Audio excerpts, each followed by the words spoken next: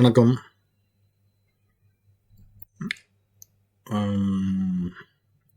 ஒன்றும் பெருசாக இல்லை. டிஎம்கேவோட கூட்டணியை பற்றி பேச போகிறோம். உங்களுடைய வெற்றியே உறுதியாயிடுச்சு அப்படின்னு அவங்க எந்த அளவுக்கு பயந்து போயிருக்காங்க அப்படிங்கிறதுக்கு இது ஒரு உதாரணம். பார்ப்போம், நம்ம என்னன்னு பேசுவோம், ஏன் பயந்து போயிருக்காங்க அப்படின்னு. நம்ம முன்னாடியே சொல்லியிருந்தோம், ஏடிஎம்கே கூட்டணி வந்து டிடிவி, பிஜேபி, இவர் பாமக இவங்கெல்லாம் ஒன்றா சேர்ந்ததுலேயே கொஞ்சம் ஸ்ட்ராங் ஆயிடுச்சு. ஏன்னா எல்லாரும் ஒரு ஜாதி, தமிழ் ஜாதிகளுடைய கட்சி தலைவர்கள் முழுக்க ஏறக்குறைய வந்து தமிழர்களுக்கு கொஞ்சம் நல்லா நடந்துக்கிறவங்கன்னு வச்சுக்கலாம். சரியா? பிஜேபியோட இன்ஃப்ளூயன்ஸ் கொஞ்சம் கம்மியாச்சுன்னா இன்னும் நல்லாவே நடந்துக்குவாங்க.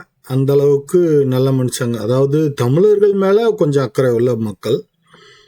இப்போ இங்கே ஆப்போசிட்டில் இருக்கிற குரூப்பை பார்த்தோம்னா, இப்போ வந்து இவங்க வந்து ஆள் சேர்க்குறதுல ரெடியாக குறியாக இருக்காங்க.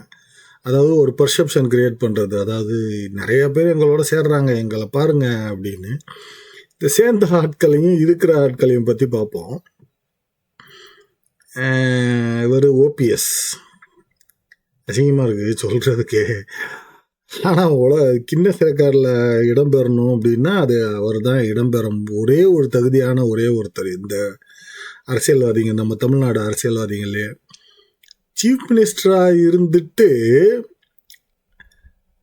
ஒரு கட்சியில், அதுவும் 2-3 தடவை, எனக்கு தெரிஞ்சு 4 தடவைன்னு நினைக்கிறேன், இன்னொரு கட்சியில் போய் இணையிற ஒரே ஒரு மனுஷன் இவர் தான். அந்த அளவுக்கு தன்னையும் அழிச்சுக்கிட்டு தன்னை சுற்றி இருக்கிறவங்களையும் காப்பாற்றாமல் சுயநலம் மட்டுமே, அந்த சுயநலத்தில் கண்ணு காது எல்லாம் மறைஞ்சு போய் வாழ்ந்த ஒரே ஜீவன். எனக்கு தெரிஞ்சு இவர் சொந்தக்காரங்களே அவருக்கு ஓட்டு போட மாட்டாங்க. இவருக்கு என்ன ஓட்டு சதவீதம் இருக்குது, இவர் போய் அங்கே சேர்றாரு, அதை வேற வரவேற்கிறாங்க. ஐயோ சிரிப்பை பாருங்க எல்லாருக்கும். அப்படி என்னால் முடியலை.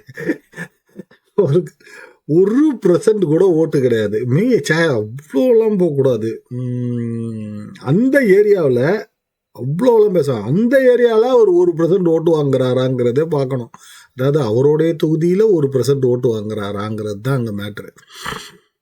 அது கூட வாங்க மாட்டார், எனக்கே நல்லா தெரியும். அவங்க தம்பியே ஓட்டு போட மாட்டாப்புல. சரியா? இந்த பக்கத்துக்கு வருவோம். மேடம், இவங்களுக்கு கட்சின்னு ஒன்று இருக்கா, ஓட்டுன்னு ஒன்று இருக்கா? இவங்க 6 சீட்டு கொடுக்க போகிறாங்களாம். 6 சீட்டுக்கெல்லாம் வேட்பாளர் இருக்காங்களா அவங்க கட்சியில்? எனக்கு ஏன் ஆச்சரியமாக இருக்குது. அந்த கட்சியெல்லாம் அழிஞ்சு போய் ரொம்ப நாள் ஆச்சு. சும்மா பேருக்கு இந்த கம்யூனிஸ்ட்டுக்கு மாதிரி ஒரு கட்சியை வச்சுக்கிட்டு திரியிறாங்க, அவ்வளோதான். மேபி தமிழ்நாடு ஃபுல்லாக இது பண்ணாலும் 0.5% தான் வரும். அந்த 0.5 கூட 0.5% கூட எனக்கு தெரிஞ்சு அதுவும் உறுதியானலாம் தெரியாது. சும்மா சொல்லுவோம் ஏதோ ஒன்று, நம்மளும் ரொம்ப அசிங்கப்படுத்தக்கூடாது இல்லையா? நம்ம கொஞ்சம் டீசெண்டான ஆளுங்கிறதுனால அந்த அளவுக்கு 0.5% அப்படின்னு சொல்லி வச்சுக்குவோம். இப்போ டிஎம்கே பார்ட்டி நமக்கே தெரியும், எது நடந்தாலும் கவலையப்பட மாட்டாங்க. அராஜகம் மட்டும்தான் அவங்களுக்கு தேவை. சாராய சாவா எல்லாத்தையும் மூடி மறைச்சிருவாங்க. அடுத்த நாள் காலையிலே அதுக்கு ஒரு ஜோக் அடிக்கிறதுக்கு ஒரு ஆளை வச்சுருப்பாங்க. அவர் வந்து ஜோக் அடிச்சுட்டு போவார். அதுக்கப்புறம் இன்னும் 2 பேர் வந்து பேசுவாங்க. அந்த லெவலில் தான் இந்த கட்சி நடத்துகிறாங்க. அடுத்தது நம்மால். ஆக்சுவலாக இவரை எனக்கு ரொம்ப பிடிக்கும். ஆனால் நம்ம வந்து இப்படி தப்பாக பேச வேண்டிய சூழ்நிலைக்கு அவர் நம்மளை ஆளாக்கிறாரு. ஏன் தான் இப்படி பண்ணுறாருன்னு எனக்கு தெரியல. இவர் எனக்கு தெரிஞ்சு அந்த டிஎம்கே அதாவது கூட்டணியிலேயே எனக்கு தெரிஞ்சு டிஎம்கேவுக்கு அடுத்து அதிகமான ஓட்டு சதவீதம் வச்சுருக்க ஒரே கட்சி இவர் கட்சி தான். அதுவும் இப்போ எப்படி இருக்குன்னு தெரியாது, பட் ஆனாலும் ஒரே கட்சி இவர் கட்சி தான். அதில் வந்து மாற்று கருத்து கிடையாது. காங்கிரஸை விட கட்டாயமாக கூட தான் வச்சுருப்பாருன்னு தோணுது எனக்கு. காங்கிரஸுக்கு ஓட்டு போட்டவங்கலாம் செத்து போயிருப்பாங்க, இல்லைன்னா வந்து ஓட்டு போடணுமா வேண்டாமா அப்படின்னு வீட்டில் உட்காந்துருக்க சூழ்நிலையில் தான் இருப்பாங்க. எனக்கு தெரிஞ்சு நம்ம ஊரில் காங்கிரஸுக்கு ஓட்டு, இவரை பற்றியும் நமக்கு தெரியும். இவர் வந்து பிள்ளைங்களை படிங்கடான்னு சொல்கிறத விட்டு தேவையில்லாத வம்பு இதெல்லாம் வந்து, அதாவது இப்போ உதாரணத்துக்கு ஒரு தேவருக்கு குரூப் இருக்குதுன்னு வச்சுங்களேன். இப்போ அந்த குரூப் நான் போயிருக்கேன். நான் சில இதிலலாம் அட்டன் பண்ணியிருக்கேன். அங்கே போனோன்னா படிக்கிறத பற்றியும், நமக்கு என்னென்ன வாய்ப்புகள் இருக்குது அப்படிங்கிறத பற்றியும், நம்ம இதில் வந்து எத்தனை பேர் டாக்டராக இருக்காங்க, எத்தனை பேர் இன்ஜினியராக இருக்காங்க, எத்தனை பேர் என்னென்ன போஸ்ட்டில் இருக்காங்க, ரேராக படித்தவங்க என்னென்ன இப்படின்லாம் வந்து ஒரு இது கொடுத்து, அதுக்கெல்லாம் ஒரு அவார்டெல்லாம் கொடுத்து பெருமைப்படுத்தி இந்த மாதிரியெல்லாம் பண்ணுவாங்க. இவங்க என்னடான்னா சொல்லிக் கொடுக்குறதே இப்படி தான் சொல்லிக் கொடுக்குறாங்க. இதுக்கு காரணம் வந்து டிஎம்கேவோட பழகிறதுனால இந்த பிரியாணி என்ற கதையினால வந்த கதைன்னு நினைக்கிறேன் எனக்கு. இப்போ இவர் இருக்கிறதெல்லாம் கம்மி, எனக்கு தெரிஞ்சு 3% இல்லை ஒரு அந்த ரேஞ்சில் தான் ஓட்டு இருக்கும். தனியாலாம் நிற்கலாம் முடியாது, தனியாலாம் நின்று அசிங்கப்பட்டுருவாங்க. ஆனால் இவங்க இருக்கிறதுனால தான் டிஎம்கேவுக்கு ஆன்டி பிஜேபிங்கிற ஒரே ஒரு அந்த இது வருதுங்கிறதுனால. இவங்களும் பிஜேபி தான். இவன் தான் சொன்னான்ல ஒரு நாள், நான் தான் சுத்த பிராமணன் அப்படின்னு.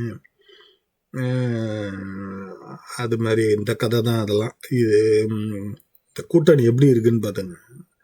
இவங்க நமக்கு என்ன பண்ணியிருக்காங்க தமிழர்களுக்கு அப்படின்னா, இதுதான் இலங்கையில் நடந்த அநீதிக்கு இவங்க தான் முக்கியமான காரணம். சரி, இப்போ அடுத்து இவங்க கூட்டணியில் அலைடு கூட்டணி இப்போ டீம் பி, அதான் பி டீம். அது யாருன்னா இவங்க 2 பேர் தான்.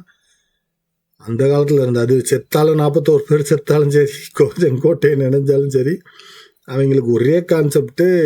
அங்கே வந்து கொங்கு பகுதியில் ஏடிஎம்கே ஸ்ட்ராங்காக இருக்குது, அதை வந்து வீக்கெண்ட் பண்ணணும். அதுக்காக வச்சுருக்கிறது தான் இவங்க. நம்ம இவரை பற்றியும் தெரியும், இவர் கொங்கு பகுதியில் தான் இதை போய் பண்ணிட்டு வந்தார். உண்மையாகவே எல்லாருக்கும் தெரியும். அதாவது இவர் பி டீமுங்கிறதுல வந்து மாற்று கருத்தே கிடையாது. டிஎம்கேவுக்கு பி டீமுங்கிறதுல மாற்று கருத்தே கிடையாது விஜய். கொங்கு பகுதியில் ஓட்டை வந்து கொஞ்சமாவது பிரித்து டிஎம்கே ஜெயிக்கிறதுக்கு ஒரு இது, அதாவது ஒரு ஹெல்ப் பண்ணணும் அப்படிங்கிறது. இப்போ இணைஞ்சிருக்காரு இவர் எப்படிப்பட்ட ஆள் அப்படிங்கிற நம்ம வந்து இப்போ வந்து வேற ஒன்றும் நம்ம வந்து குறையலாம் சொல்ல, நம்ம எல்லாத்தையும் ரிவ்யூ பண்ணி நம்ம பார்த்துக்கிறோம் நம்ம எப்படி ஒரு சூழ்நிலையில் இருக்கோம் அப்படிங்கிறத. சரிங்களா?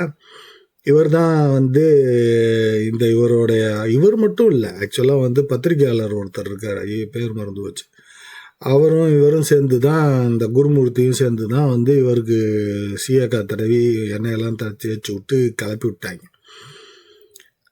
இவர் நமக்கு என்ன துரோகம் பண்ணார் அப்படிங்கிறதுக்கு ஒரே ஒரு உதாரணம் இதுதான். எக்ஸாம் எந்த ஸ்டேட்டில் இருந்து வேணாலும் எந்த மொழிக்காரன் வந்து வேணாலும் எக்ஸாம் எழுதலாம் அப்படிங்கிற ஒரு உத்தரவை இவர் தான் போட்டார் அந்த சமயத்தில். புரியுதுங்களா? ஸோ இது மாதிரி தமிழ்நாட்டுக்கு, அதாவது தமிழ்னா என்னன்னு தெரியாது, ஏடிஎம்கேனாலும் என்னன்னு தெரியாது, டிஎம்கேனாலும் என்னன்னு தெரியாது, தனக்கு சோறு இருக்கா அப்படிங்க, தனக்கு எங்கேயாவது சோறு கொடுக்குறாங்கன்னா அங்கே போயிடுவாப்புல. அது அந்த மாதிரி ஒரு ஆள் தான் நம்ம ஆள். இவர் தான் வந்து இப்போ வந்து அதாவது சீஃப் மினிஸ்டர். அதாவது உண்மையாகவே கின்னஸுக்கு போக வேண்டியவர். அவர் எந்த ஊர்லையாவது ஒரு கட்சியில் சீஃப் மினிஸ்டராக ஒரு 4 தடவை 3 தடவை இருந்துட்டு எதிர்க்க தரப்புக்கு போக முடியுமா? ஐயோ, யோசிச்சு கூட பார்க்க முடியல. நல்ல ஒரு கூட்டணி. அப்புறம் மேடம் சேர்ந்துருக்காங்க. இப்போ எனக்கு இதில் வந்து இந்த 0.5% ஓட்டே வந்து இப்போ எனக்கு டவுட்டு தான். ஏன்னா இந்த தெலுங்கர்கள் அத்தனை பேரும் ஏற்கனவே வந்து டிஎம்கேவுக்கு தான் ஓட்டு போட போகிறாங்க. ஏன்னா அவங்க தான் தெலுங்கை வந்து ரெப்ரசன்ட் பண்ணுறாங்க அப்படிங்கிறது எல்லாருக்கும் தெரியும். தெலுங்கு ஸ்பீக்கிங், அதாவது தெலுங்குன்னு சொல்லக்கூடாது, ஆக்சுவலாக திராவிடன்னு சொல்லணும். சரியா? ஏன்னா தெலுங்குங்கிறது ஒரு நல்ல அதாவது நல்ல ஆளுங்கள்லாம், அவங்க அந்த ஒரிஜினலாக ஆந்திராவில் இருக்கவங்களாம் ரொம்ப நல்ல டைப்பு. எனக்கெல்லாம் நல்லா நிறைய தடவை ஆந்திராவுக்கு போயிருக்கேன். அவ்வளோ சூதுவாது இல்லாமல் இருப்பாங்க, நல்ல டைப்பாக இருப்பாங்க. இந்த தெலுங்கு இது திருட்டு திராவிட கோஷ்டி மட்டும்தான் இப்படி இருக்கும். இப்போ இந்த திருட்டு திராவிட கோஷ்டியோட ஓட்டு ஃபுல்லாகவே டிஎம்கேக்கு தான் போகுது. அப்புறம் இந்த அம்மாவுக்குன்னு தனியாக என்ன ஓட்டு இருக்குது? இவங்க கட்சியை ஆரம்பித்ததே டிஎம்கே வந்து இவங்க மண்டபத்தை இடிச்சிட்டாங்கிற ஒரே காரணத்துக்கு தான் கட்சியை ஆரம்பித்தாங்க. இப்போ என்னத்துக்கு 6 சீட்டு கொடுக்குறாங்களாம். 6 சீட்டுலாம் இல்லை அப்படின்னு இந்த அம்மா கோபம் வர வருது. 6 சீட் தான், அதுவே அதிகம். அதுக்கே ஆள் இருக்கா இவங்களுக்கு நிற்கிறதுக்கு 6 சீட்டுக்கு.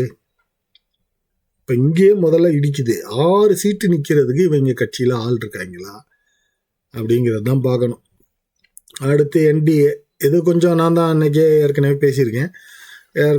ஓரளவுக்கு தமிழ் வாடை அடிக்கிற தமிழர்கள் சேர்ந்த ஒரு கூட்டணி.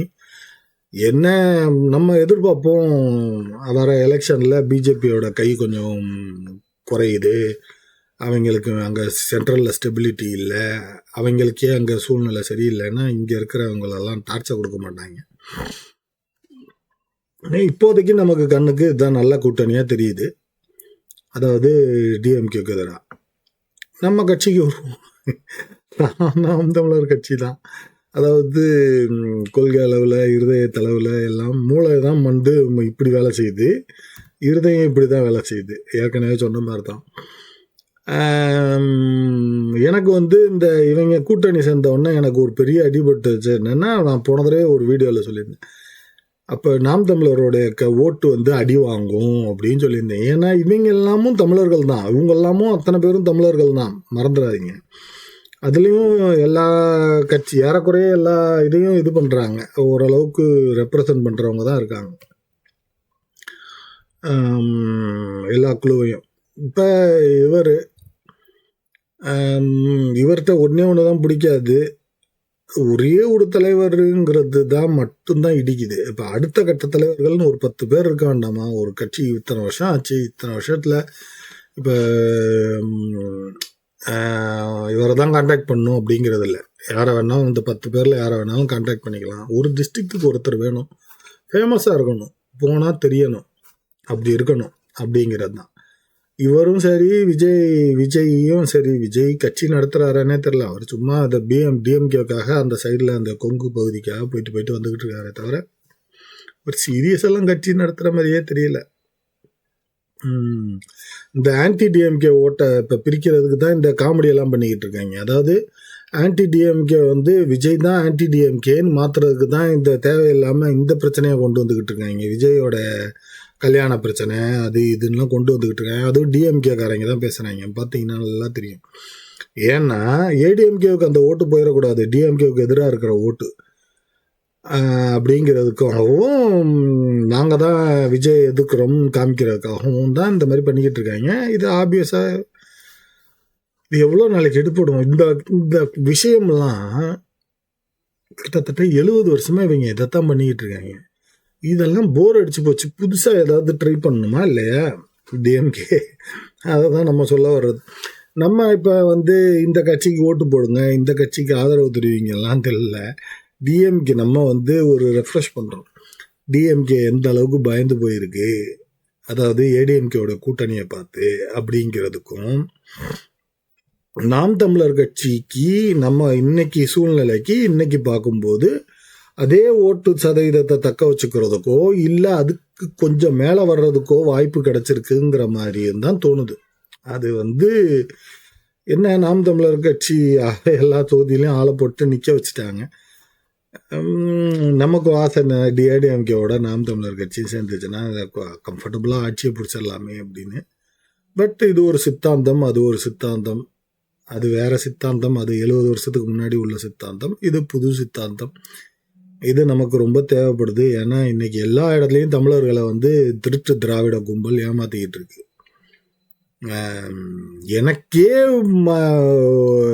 விபூதி அடிக்க பார்த்தாங்கன்னா பார்த்துங்களேன், அப்போ யோசிச்சுங்க இவங்க எப்படி இருக்காங்க. நம்மளாம் மூஞ்சியை பார்த்த உடனே இப்படி யோசிச்சிருவோம். எனக்கே வந்து ஒரு 3 மாதம் நம்ப வச்சுட்டாங்க, இவங்க வந்து நல்லவங்களோ அப்படிங்கிற மாதிரி. அப்போ இப்படிப்பட்டவங்களாக இருப்பாங்கன்னு பார்த்துங்க.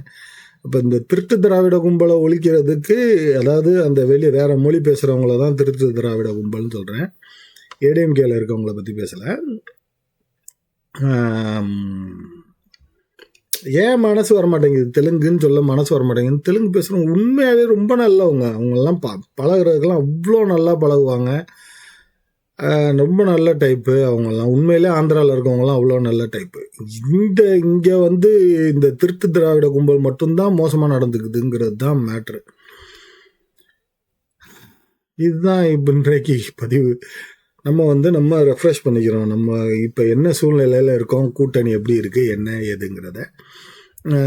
டிஎம்கே பயந்து போயிருக்காங்கங்கிறது நல்லா தெரிஞ்சிருச்சு. மற்றபடி என்ன பண்ண போகிறாங்கங்கிறத பார்ப்போம். எலெக்ஷன் இன்னும் கொஞ்சம் நல்லா வந்துடும். இன்னும் ஒரு 2 மாதத்துக்குள்ளே நமக்கு அடுத்த கவர்மெண்ட்டே வந்துடும். பார்ப்போம் என்ன நடக்குதுன்னு. மனசார வேண்டிக்கும் இத்தனை நாம் தமிழருக்கு கொஞ்சம் ஓட்டு சதவீதம் கூடணும் அப்படின்னு. இன்னும் நிறைய நல்ல தலைவர்கள் வரணும் நாம் தமிழரில்.